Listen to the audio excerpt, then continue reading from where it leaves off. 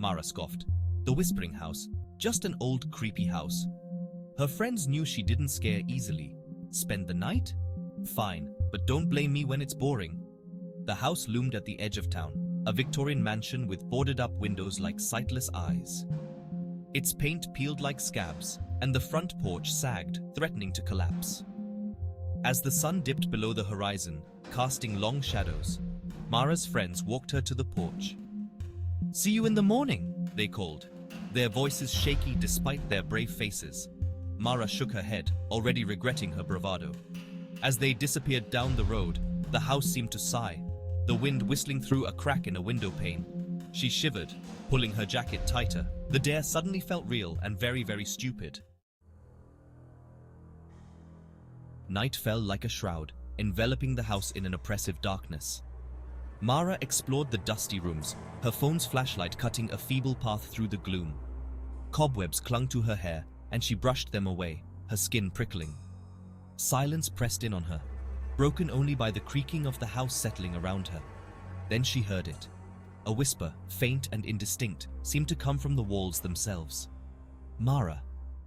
It was her name, breathed on a sigh of air. She spun around, her heart hammering against her ribs. "Who's there?" Her voice echoed in the silence, unanswered. The hair on the back of her neck stood on end. It had to be the wind, she told herself, her rational mind battling the growing fear. But deep down, a chilling certainty took root. She wasn't alone.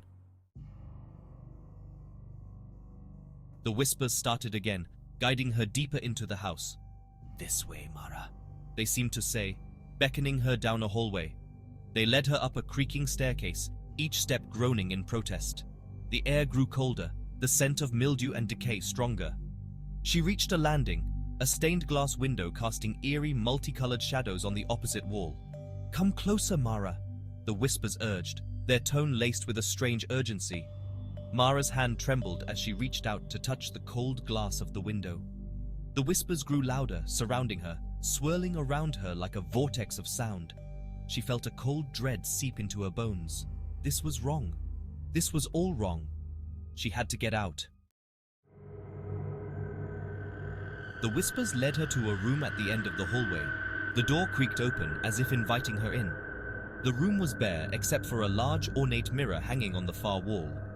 Its silver backing was tarnished with age, and the glass was cloudy, distorting the reflection.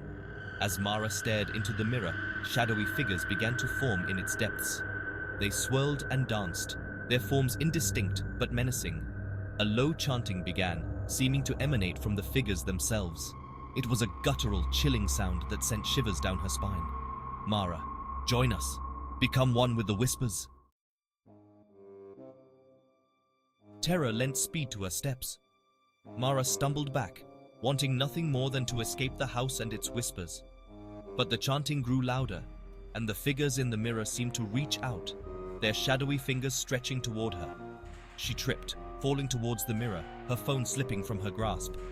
A scream caught in her throat as the mirror seemed to reach out and engulf her, the chanting rising to a deafening crescendo. Then silence.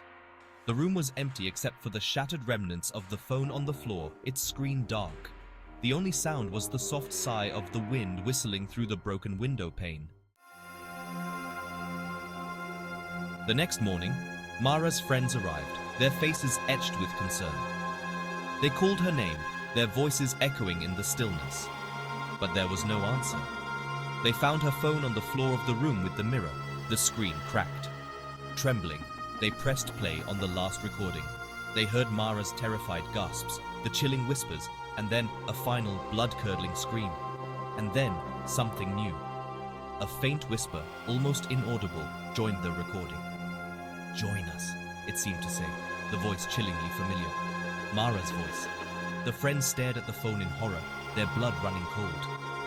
They backed away from the Whispering House, their eyes wide with terror. They knew then that the stories were true, and they had condemned their friend to a fate worse than death. The Whispering House had claimed another victim, and it wouldn't be the last.